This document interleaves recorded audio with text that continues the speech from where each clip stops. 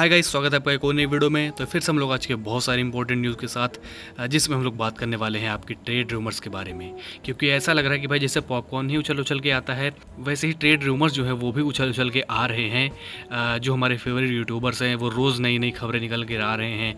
तो मैंने सोचा थोड़ी हवा है वो क्लियर कर दी जाए कि किस में सच्चाई है, कितनी सच्चाई है, सब कुछ हम लोग इस वीडियो में बात करने वाले हैं। और थोड़ी सी बात डेवॉल्ट ब्रेविस के बारे में करने वाले, क्योंकि भाई उनके साथ थोड़ा सा इशू है जिसको भाई एड्रेस करना काफ़ी इंपॉर्टेंट हो जाता है। गायकवाड़ की बात करने वाले कि भाई उनका रिटर्न कब हो सकता है, क्योंकि पोटेंशियल रिटर्न जो है उनकी वो निकल के आ चुकी है, बहुत ज़्यादा क्रिटिसाइज हो चुके हैं इस समय वो। तो भाई उसके बारे में थोड़ी सी बात करेंगे। इंडिया वर्सेस इंग्लैंड के बारे में बात करेंगे, थोड़ी सी इंडिया वर्सेस पाकिस्तान के बारे में थोड़ी बात करेंगे।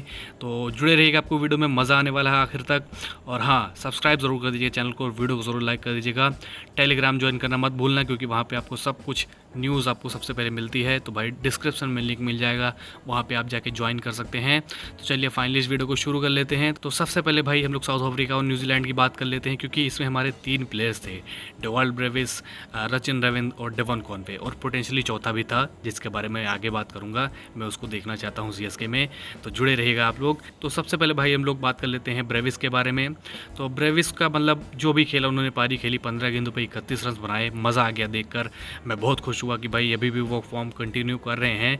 लेकिन एक चीज़ जो वो लैग कर रहे हैं वो ये है कि भाई जब फिनिश करना चाहिए मैच तब वो आउट हो जा रहे हैं। तो भाई इस एरिया में उन्हें इम्प्रूवमेंट करना होगा, क्योंकि अगर ये वेपन वो अपने आर्सेनल में शामिल कर लेते हैं तो ऐसा लगता है मुझे अनबीटेबल वो हो जाएंगे। मज़ा आ जाएगा भाई देखने में अगर वो अपने इस एबिलिटी पे काम शुरू कर देते हैं और इस ट्रेड को अपने अंदर शामिल कर लेते हैं, तो ब्रेविस एक नेक्स्ट लेवल पे चले जाएंगे। तो भाई मेरी उनसे एक ही ये शिकायत है कि भाई इस मैच को फिनिश करना था, क्योंकि बहुत करीब पहुंच गए थे। 5 गेंदों पे 7 रन मुझे लगता है आखिर में बचे थे।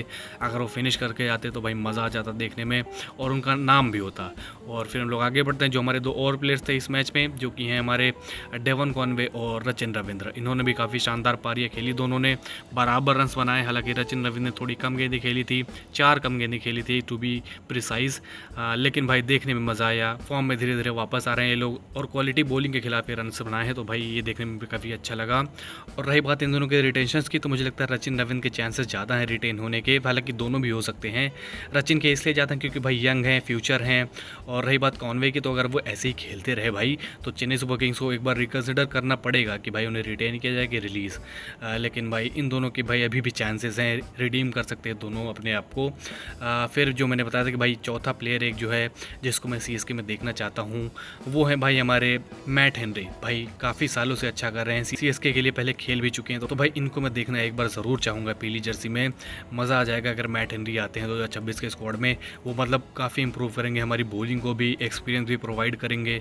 तो अगर वो आते हैं तो भाई एक अच्छा एडिशन होगा मुझे लगता है फास्ट बॉलिंग डिपार्टमेंट में। फिर हम लोग आगे बढ़ते हैं और बात कर लेते हैं ऋतुराज गायकवाड़ के बारे में, सीएसके कैप्टन के बारे में। तो जैसा कि मैं बताया कि पिछले कुछ महीने ऋतुराज गायकवाड़ के फेवर में नहीं गए हैं, अच्छे नहीं गुजरे हैं।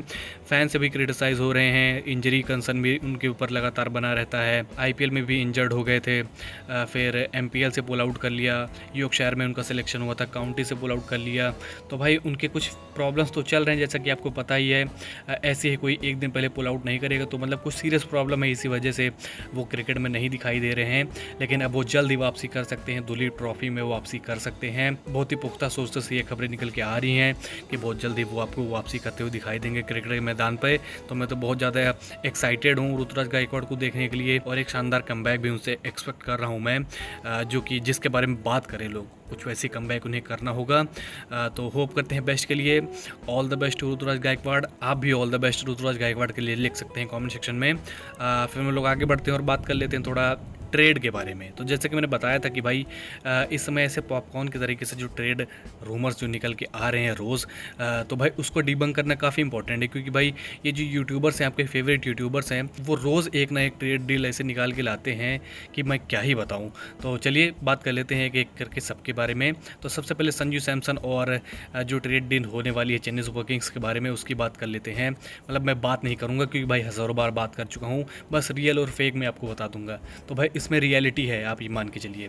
रचिन रविंद्र और Glenn Maxwell fake, Sachin Ravindra और जो दिल्ली कैपिटल के साथ एक ट्रेड रूमर्स आपको दिखाई दे रहा होगा, तो उसमें भी थोड़ी सी सच्चाई है, क्योंकि भाई इन दोनों के बीच में कांटेक्ट हुआ था, लेकिन आगे कुछ डील बढ़ी नहीं है, तो आप इसको भी फेक ही मान सकते हैं। फिर एक कॉन्वे और गुजरात टाइटंस वाला आपको दिखाई दे रहा होगा हर जगह, वो भी फेक है।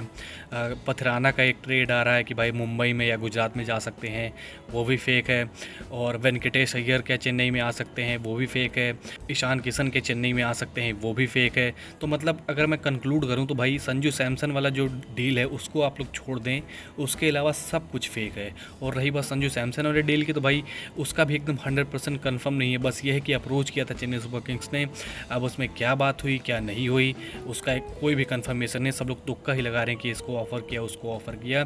तो भाई मुझे लगता है कि भाई ये ट्रेड डील कोई भी नहीं होगी मेरे हिसाब से चेन्नई सुपर किंग्स की अगर बात करें। फिर हम लोग आगे बढ़ते हैं और बात कर लेते हैं भाई इंडिया वर्सेस इंग्लैंड के बारे में। तो फुल रिव्यू आएगा जब ये टेस्ट मैच खत्म होगा, लेकिन इसमें अगर ऊपर से बात कर लें तो भाई धागा खोल दिया इंग्लैंड ने। ऐसा लग रहा है कि टीम इंडिया का ना बॉलिंग ढंग से कर पा रहे हैं, ना कैप्टेंसी ढंग से कर पा रहे हैं। बुमराह भी मतलब बताइए अपनी कितनी बुरी हालत में बॉलिंग करते हुए दिखाई दिए थे। फिर कोच की अगर बात करें तो भाई टीम सिलेक्शन किस तरीके से, मैंने बताया था वीडियो में कि भाई कुलदीप यादव का सिलेक्शन काफ़ी इंपॉर्टेंट है। वो जिस तरीके से स्पिन करते हैं वो इंग्लैंड के बल्लेबाजों को तंग करेगा, लेकिन सुंदर के साथ स्टिक किया उन्होंने। और भाई आप देख सकते हैं 2 विकेट्स लिए, वो भी लकी विकेट्स ही मैं कहूँगा। फिर बात करें अगर बैटिंग की तो भाई 3 दिन आपने बैटिंग कराई इंग्लैंड को, उसके बाद आप आते हैं और भाई पहले ही ओवर से मतलब भाई 2 विकेट गिर जाते हैं। तो भाई मैं क्या ही बताऊँ किस तरीके से पैथेटिक शुरुआत करी थी, लेकिन भाई अप्रिशिएट करना होगा गिल और राहुल को, जिस तरीके से उन्होंने हमारी इज्जत बचाई है। जितनी भी तारीफ़ की जाए उतनी कम है भाई, हैट्स ऑफ टू देम। और होप करते हैं बेस्ट के लिए। पूरा रिव्यू आएगा आपको देखने को मिलेगा इस टेस्ट मैच के बाद। इसमें होप करते हैं भाई कि अभी जिस तरीके से संभाला है उस तरीके से आगे भी संभाल लें और ये टेस्ट मैच किसी तरीके से ड्रॉ करवा लें। बस हार मैं नहीं देखना चाहूँगा, क्योंकि जिस तरीके से इंडिया की पारी शुरू हुई थी इस मैच में, ऐसा लग रहा था कि भाई एक इनिंग से हमें हार झेलने को मिलेगी, लेकिन चलिए इन दोनों ने संभाल लिया है और होप करते हैं कि ऐसे ही ये लोग संभालते भी रहेंगे। फिर हम लोग आगे बढ़ते हैं और बात कर लेते हैं थोड़ा इंडिया वर्सेस पाकिस्तान के बारे में। तो जैसे मैंने अभी बताया था कि भाई इंडिया ने एग्री कर लिया खेलने के लिए पाकिस्तान से एशिया कप में। तो अश्विन ने भी मतलब काफ़ी दिनों बाद एक अच्छी स्टेटमेंट अपने मुंह से निकाली है। वो ये बताया है कि भाई लेजेंड्स लीग को कैंसिल करना कम पैसे की डील है, लेकिन अगर इसको कैंसिल कर देते तो भाई ज़्यादा पैसे चले जाते, इसी वजह से भाई ये खेलना पड़ रहा है। तो आप देख सकते हैं कि भाई अगर एक क्रिकेटर आके सामने से अगर ऐसे क्रिटिसाइज़ करता है तो आप समझ सकते हैं किस लेवल पर गिर चुकी है BCCI। लेकिन कोई भी डिसीजन पे चलने से पहले हम लोग एक चीज़ और कंफर्म कर लेते हैं कि भाई क्या इंडिया ने हाँ किया है या फिर नहीं। तो ऐसी भी खबरें निकल के आ रही कि अभी डिसाइडेड नहीं है। ये तो ACC जो चीफ़ है उन्होंने मतलब बता दिया कि मैचेस होने वाले शेड्यूल रिलीज़ कर दिया, 14 सितंबर को इंडिया वर्सेस पाकिस्तान है, लेकिन इंडिया ने अभी कुछ स्टेटमेंट्स जारी नहीं किए हैं या फिर अनाउंस नहीं किया है। तो इसका भी वेट करते हैं, होप करते हैं कि भाई अच्छा ही डिसीजन आएगा और कैंसिल होगा जो पाकिस्तान के खिलाफ मैच है। बस मैं यही चाहता हूँ। आपका क्या इस पर ओपिनियन है प्लीज़ कॉमेंट सेक्शन में बताइए, क्योंकि भाई अगर आप पेट्रियोटिक बनते हैं तो भाई हर जगह बने, सिर्फ लेजेंड्स लीग में क्यों, इसमें पेट्रियोटिक क्यों नहीं बन रहे हैं आप। तो भाई अगर लगाना है इस लॉजिक को तो हर जगह लगा सकते हैं, सिर्फ एक ही जगह नहीं जहाँ पे कम पैसे हों, और जहाँ ज़्यादा पैसे हों वहाँ पे आप खेल लेंगे। तो भाई ये बहुत बड़ी हिपोक्रेसी होगी। होप करते हैं बेस्ट के लिए, क्योंकि भाई अभी डिसीजन आया नहीं, तो भाई क्रिटिसाइज़ करने से पहले हम लोग थोड़ा वेट कर लेते हैं। तो चलिए इस वीडियो को ख़त्म करते हैं और आपके जो भी ओपिनियंस है प्लीज़ कमेंट सेक्शन में शेयर करिए। मिलते हैं आपसे अगली वीडियो में। सब्सक्राइब जरूर कर दीजिए चैनल को और वीडियो जरूर लाइक कर दीजिएगा।